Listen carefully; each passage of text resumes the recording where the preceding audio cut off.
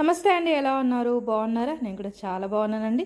ఈరోజు వీడియో వచ్చేసి ఏంటంటే పెరుగు వడ అండి. నేను నా స్టైల్లో పెరుగు వడ ఎలా తయారు చేస్తానో ఈ వీడియోలో మీకు చూపించబోతున్నాను. పెరుగు వడ తర్వాత ఇంకొక రెసిపీ కూడా ఉంది, అది కూడా వీడియోలో చూసేసేయండి. ముందు పెరుగు వడకి కావాల్సిన పదార్థాలు ఏంటో చూసేద్దాము.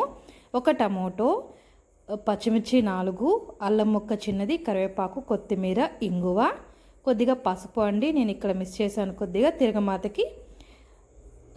తిరగమాత దినుసులు అనమాట. పెరుగు ముందుగా ఏంటంటే మిక్సీలో పచ్చిమిర్చి, అల్లం ముక్క వేసేసి చక్కగా గ్రైండ్ చేసుకుందాము. ఇలా పేస్ట్ చేసుకున్న తర్వాత బాండి పెట్టుకునేసి ఒక 2 స్పూన్స్ ఆర్ 3 స్పూన్స్ ఆయిల్ వేసేసుకుందాము. ఈ స్టైల్లో ఒకసారి చేసి చూడండి, చాలా బాగుంటుంది.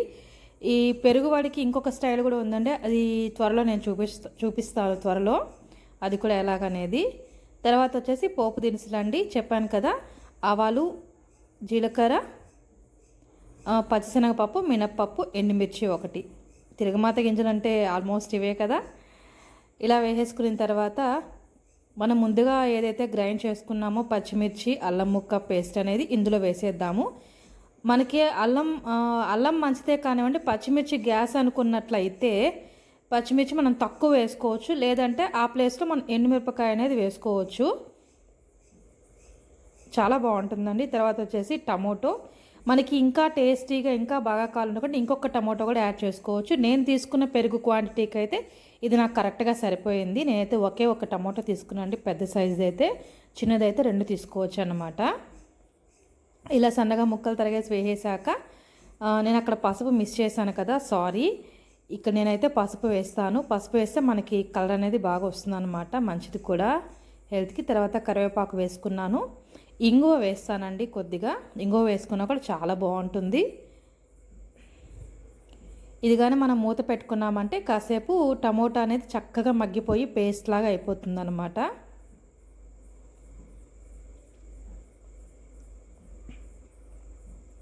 చెప్పాను కదా, ఒక అర స్పూన్ వచ్చేసి పసుపు వేస్తున్నాను. తర్వాత ఇంగువ వేస్తాను. మనం ఒకవేళ పచ్చిమిర్చి యూజ్ చేసినా కూడా ఇలా ఇంగువ వేసుకోవడం వల్ల ఏంటంటే మనకి ఆ ఎసిడిటీ అనేది తగ్గుతుందన్నమాట. చాలా మంచిది కదా ఇంగువ అనేది ఆరోగ్యానికి. ఈ విధంగా అన్నీ వేసాక మూత పెట్టేద్దామండి. మూత పెట్టేస్తే ఏంటంటే కొంచెం మగ్గిపోతుంది. ఈలోగా ఏం చేద్దామంటే ముందుగా మనం పప్పు నానేసుకుంటాం కదా, మామూలు యాజ్ యూజువల్ వడలే కదండి, అందుకని నేను దాన్ని చూపించలేదు. మామూలుగా మినపప్పు వడలే, అలా వడ వేసేసుకుంటాము. చక్కగా గారెలు తీసుకునేసి చక్కగా పక్కన పెట్టేసుకుందాం. వడలు అన్నా గారెలు అన్నా అంతా ఒకటే కదా, చక్కగా తీసి పక్కన పెట్టేసుకుందాము. ఇప్పుడు ఏదైతే మనం ఆ మిశ్రమం ఉందో దాన్ని మనం పెరుగులో కలిపేసుకుందాం. నేను పెరుగులో ముందుగానే కొంచెం ఉప్పు వేసి కలిపెట్టేసుకున్నానండి, కాబట్టి మనం వడలో కూడా వేసుకుంటాం కాబట్టి ఎక్కువ ఉప్పు వేయాల్సిన అవసరం అయితే ఉండదు. ఇంకా మనకి రుచి సరిపడా చూసుకొని కావాలంటే కొద్దిగా వేసుకోవచ్చు. ఇదండి పెరుగు వడకి పెరుగు అనేది తయారీ విధానం. ఇలా చేశాను, ఒకసారి ఇలా చేసి చూడండి, చాలా చాలా బాగుంటుందండి. మనం కాసేపు గారెల్ని ఈ విధంగా ఇందులో వేసేసామంటే చక్కగా బాగా నానిపోయేసి తర్వాత ఒక ½ అన్ అవర్ 1 అవర్ తర్వాత సాఫ్ట్గా చాలా బాగా వచ్చేస్తాయి అన్నమాట, బాగా నానడం వల్ల. మనం ఫ్రిడ్జ్లో పెట్టుకున్నా కూడా చాలా బాగుంటుంది టేస్ట్ అనేది, అంటే పులుస్తుంది అనుకున్నట్లయితే. లేదంటే అప్పటికప్పుడే మనం ఒక 10-15 నిమిషాల తర్వాత తినేయచ్చు. నెక్స్ట్ వచ్చేసి మసాలా వడ పులుసు. ఇది నేను ఎలా చేస్తానో చూసేద్దామండి. మసాలా వడ అనేది అందరికీ తెలిసిందే కదా, పచ్చిశనగపప్పు నానపెట్టుకునేసి చక్కగా మిక్సీ పట్టేసుకుని ఆనియన్ అవి వేసేసుకుని చేసేసుకునేదే కదా, కాబట్టి నాకు చూపించలేదు ప్రాసెస్ అనేది. ఇక్కడ వచ్చేసి ఒక గిన్నె పెట్టుకునేసి ఆయిల్ వేసుకుందాం. కొంచెం ఆయిల్ ఎక్కువ పడుతుంది. కొద్దిగా మెంతులు, ఆవాలు, జీలకర్ర వేసుకున్నాను. తర్వాత ఆనియన్ వచ్చేసి చిన్నవైతే 2, పెద్దదైతే 1 తీసుకుంటే సరిపోతుంది. తర్వాత ఎర్రగడ్డలు వేసుకునేసి చక్కగా మనం వేయించేసుకుందామండి.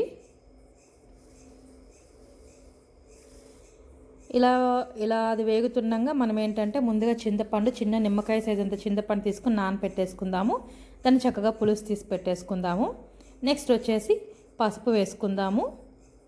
అయితే కొంచెం ఎక్కువ పసుపు వాడతానండి. పసుపు, ఇంగువ అనేది కొంచెం ఎక్కువగా నేనైతే వాడేస్తాను బాగా. ఇప్పుడు ఇంగువ కూడా వేసాను, కల్లుప్పు వేసానండి. కారపులుసు కాబట్టి కొంచెం ఉప్పు కారం అనేది బాగానే పడుతుంది. అంటే అదేంటంటే అప్పటికప్పుడు మనకి ఎంత ఉప్పు కారం ఉంటుందో కాసేపు ఆగాక అది తగ్గుతుంది మనకి. తర్వాత నేను చెప్పాను కదా, వడలు అనేది ఈ విధంగా కాల్చి పెట్టేసుకున్నాను ముందుగానే. మసాలా వడ అంటే అందరికీ తెలిసిందే కదా, దానికని నేను ప్రాసెస్ చూపించలేదు. ఇదే వీడియో మసాలా వడ వీడియో నాకు పాత వీడియో కూడా ఒకటి ఉన్నదనమాట, కాబట్టి మళ్ళీ చూపించలేదు. మనకి ఏంటంటే ఎర్రగడ్డలు బాగా వాడిపోయాయి కదా, ఇప్పుడు ఏంటంటే ఏదైతే మనం చింతపండు నానబెట్టుకున్నామో ఆ పులుసు వచ్చేసి వేసేసుకుందాము. కారం వేసుకుందామండి. ఇది ఎంతగా మరిగించాలంటే మనకి చిక్కబడాలన్నమాట. బాగా చిక్కపడి దగ్గరికి వచ్చిన తర్వాత అప్పుడుగానే మనం అంటే మరీ చిక్కగా కాదు, అలాగని నీళ్ళుగా కాదనమాట, మధ్య రకంగా మనకి తెలిసిపోతుంది. ఆ విధంగా మనం చక్కగా మరిగించేసుకున్నామంటే చాలా బాగుంటుందండి. తర్వాత వచ్చేసి మనం వడల్ని ఇందులో డిప్ చేసుకున్నామంటే సరిపోతుంది. మనకి ఇంకేది నంచుకోవాల్సిన అవసరం కూడా లేదు. చక్కగా కొంచెం పులుసుతో ఇంత అన్నం కలుస్తుంది. ఆ వడ అనేది నంచుకోవడానికి ఎలాగో ఉంటుంది కదా, సైడ్ డిష్గా చాలా బాగుంటుందన్నమాట. హెల్దీగా అంటే ఆ రోజే తినచ్చు. పులుసులు ఏంటంటే పక్క రోజుకి టేస్ట్ చాలా బాగుంటాయండి. ఒకసారి ట్రై చేసి చూడండి కావాలంటే. పులుసులు, పులిహోర ఇట్లాంటివి ఏంటంటే పక్క రోజు ఇంకా రుచి పెరుగుతుందన్నమాట. ఇదేనండి మసాలా వడ పులుసు అయితే రెడీ అయిపోయింది. వేడివేడిగా అన్నంలో నెయ్యి వేసుకు తిన్నామంటే కమ్మగా ఉంటుంది. మీకు కానీ నా వీడియోస్ నచ్చినట్లయితే లైక్ చేయండి, షేర్ చేయండి, సబ్స్క్రైబ్ చేయడానికి కొంచెం ట్రై చేయండి. Thank you.